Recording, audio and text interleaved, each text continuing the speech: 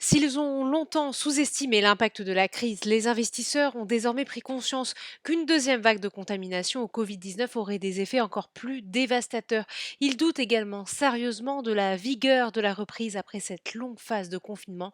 Le CAC 40 continue de chuter, moins 1,65% vers les 4273 points. Du côté des valeurs, Peugeot affiche la plus forte baisse de l'indice, moins 5,23%. Le constructeur automobile est pénalisé après avoir annoncé hier soir qu'il ne verserait pas de dividendes au titre de l'année 2019. Peugeot est suivi par Bouygues, moins 4,62%. Sans surprise, les résultats du premier trimestre du groupe traduisent un très fort impact de la crise.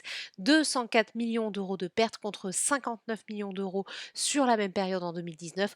En outre, Bouygues s'attend à un impact encore plus fort au second trimestre. Sanofi est également dans le rouge, moins 1,46%.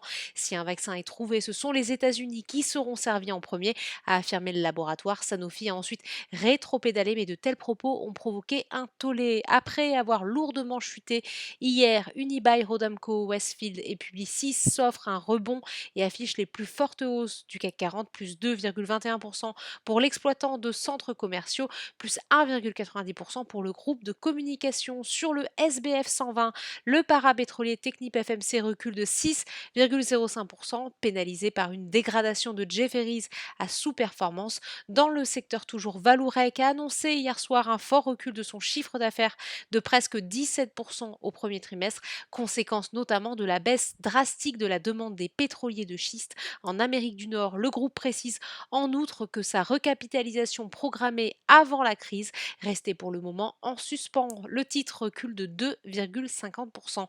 Rien de très réjouissant du côté du secteur aérien qui ne devrait pas retrouver son niveau de trafic avant 2023, estime l'Association internationale du transport aérien. Le titre d'Air France KLM chute de 2,31%. Outre-Atlantique, cette fois-ci, les marchés semblent tenir compte des chiffres du chômage dantesques semaine après semaine.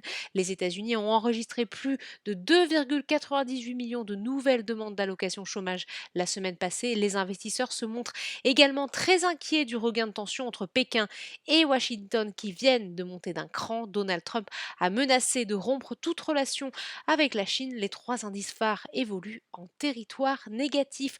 Voilà, c'est tout pour ce soir. N'oubliez pas, toute l'actualité économique et financière est disponible sur Boursorama.